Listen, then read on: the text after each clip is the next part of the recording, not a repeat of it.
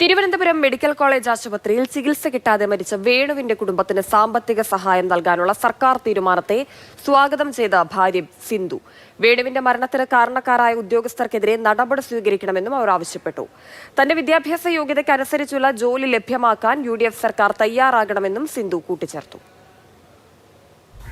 കഴിഞ്ഞ വർഷം നവംബർ 5 കൊല്ലം പന്മന സ്വദേശിയായിട്ടുള്ള വേണു എന്ന ഗ്രഹനാഥൻ ചികിത്സ കിട്ടാതെ തിരുവനന്തപുരം മെഡിക്കൽ കോളേജിൽ മരിച്ച ഒരു ദിവസമാണ്. ആ വ്യക്തിക്ക് അല്ലെങ്കിൽ ആ വ്യക്തിയുടെ കുടുംബത്തിന് നീതി ലഭ്യമാക്കാൻ വേണ്ടിയുള്ള നടപടികൾ സ്വീകരിക്കുമെന്ന് തെരഞ്ഞെടുപ്പ് സമയത്ത് തന്നെ UDF പ്രഖ്യാപിച്ചതാണ്. ഇന്നത്തെ മന്ത്രിസഭാ യോഗത്തിൽ അത് സംബന്ധിച്ചൊരു തീരുമാനം വന്നിരിക്കുന്നു. കുടുംബത്തിനൊരു ധനസഹായം പ്രഖ്യാപിച്ചിരിക്കുന്നു. ഇപ്പോൾ വേണുവിൻ്റെ ഭാര്യ സിന്ധു നമ്മോടൊപ്പം ചേരുന്നു.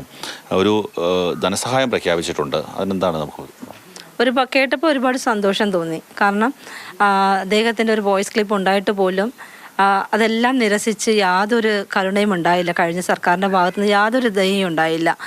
UDF സർക്കാർ കയറിയപ്പം തന്നെ എന്തായാലും അതായത് കുറച്ച് ദിവസങ്ങളേ ആയിട്ടുള്ളൂ. അന്നേരം തന്നെ ഈ ഇങ്ങനെ ഒരു ചികിത്സാ ധനസഹായം ലഭിച്ചതിൽ എനിക്ക് ഒരുപാട് സന്തോഷം തോന്നി. അതായത് ആരോഗ്യവകുപ്പ് ഡയറക്ടറുടെ റിപ്പോർട്ടുണ്ടായിരുന്നു, അതിനുശേഷം പട്ടികജാതി കമ്മീഷൻ അടക്കമുള്ളവരുടെ റിപ്പോർട്ടുണ്ടായിരുന്നു. അതിലെല്ലാം ഈ ഉദ്യോഗസ്ഥരുടെ പേരെടുത്ത് പറഞ്ഞാണ് റിപ്പോർട്ട് നൽകിയിട്ടുള്ളത്. പക്ഷേ ആ ഉദ്യോഗസ്ഥർ ഇപ്പോഴും സുഖകരമായ ജോലി ചെയ്യുന്നു, നാട്ടിൽ വിലസുന്നു. എന്ത് നടപടിയാണ് സർക്കാരോട് ആവശ്യപ്പെടാനുള്ളത്? അതായത് എൻ്റെ കുടുംബത്തിന് സംഭവിച്ചത് ഏറ്റവും വലിയ നഷ്ടമാണ്. ഇനിയും അങ്ങനെ ഒരു നഷ്ടം ഒരു കുടുംബത്തിനും ഉണ്ടാകാൻ പാടില്ല. അതുകൊണ്ട് ആരൊക്കെയാണ് ഉദ്യോഗസ്ഥർ അവരുടെ എതിരെയുള്ള നടപടി സ്വീകരിക്കണം. അതായത് ഒരു നടപടി സ്വീകരിച്ചില്ലെങ്കിൽ നാളെയും ഒരു ജീവനും വിലയില്ലാതായി പോകും. കുടുംബത്തിൻ്റെ ആശ്രയമായിരുന്നു വേണു.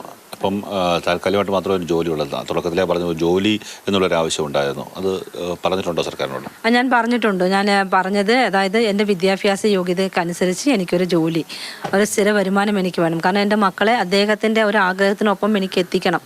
അന്നേരം എനിക്കൊരു സ്ഥിര വരുമാനം ഉണ്ടായെങ്കിലേ പറ്റൂ. ഈ ഒരു 5 ലക്ഷം രൂപ എന്ന് പറയുന്ന ഒരു ആശ്വാസം ഇത്രമാത്രം ഞാൻ കരുതുന്നു.